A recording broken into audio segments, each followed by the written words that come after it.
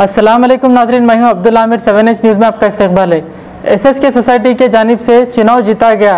इस चुनाव में शिव रतन और नागरी लक्ष्मी नारायण ने जीत हासिल की, जिसमें चीफ गेस्ट कर्तागर शंकर राव भी मौजूद थे। आइए देखते हैं राहुल की ये रिपोर्ट।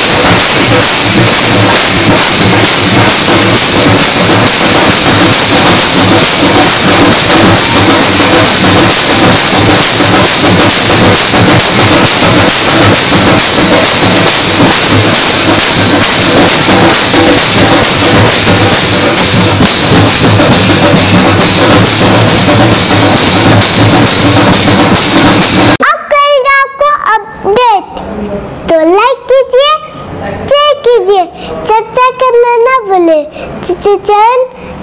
न्यूज़ आपकी आवाज़।